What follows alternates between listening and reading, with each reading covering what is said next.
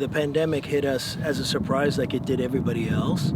And all of a sudden, overnight, we went from all our services stopping, ceasing at once, and then gradually trying to get a handle of what's allowed, what's not allowed, what can we offer, and so on. We can't just close the doors, turn off the lights, and say, okay, we're going to just tough it out. Our business continues with these horses to consume.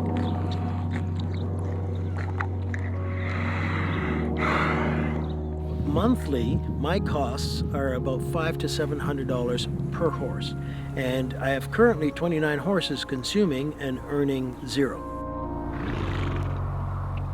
In that vein, we have had boarding horses allowed, so we have luckily maintained some of our income, but the vast majority of our income comes from riding school horses.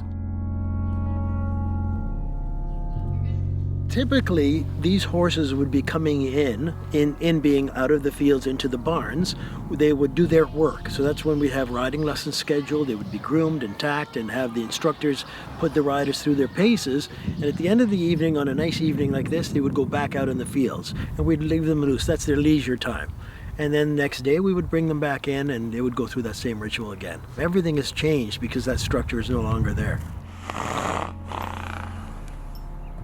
But one thing we do know about horses is they're very social animals and they're very regimented according to their daily rituals and their schedules. And these poor horses were working 6 days a week. All of a sudden, 2 months ago, that got completely unplugged. So their metabolism, their social structure, everything is based on these routines that are suddenly not there.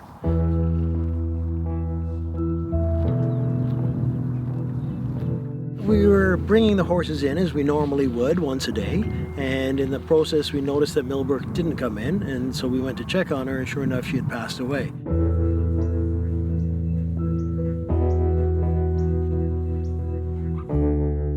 Emotionally, it's very trying because we're already sort of at our wits' end. We're worrying all the time. We have all this angst, what our future holds for us. And then when you lose one, you're losing a friend, a partner, a pet, one of our workers. That's what we've lost here. Just bawling your eyes out and dealing with this dead animal in front of you that you are beholden to because it's given us our life. You can see they're quite placid in the field. There's no real exercise to be had. So, Millbrooke's passing could have been, her time, or it could have been because she's completely off her ritual. Usually these things are planned. You get an elderly horse that you have to put down like you would a large pet. And so the veterinarian would come and euthanize the horse, but that just wasn't available to us. So we had to actually bury her.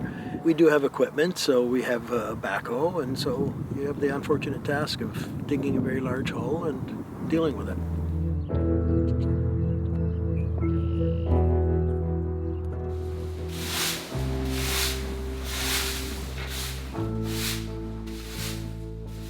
My wife and I and our eldest daughter works full-time in the business, and we're fortunate enough to have 2 full-time staff that keep showing up to work, and there's a lot of stalls to muck out and horses to feed and lots of farm chores to be done.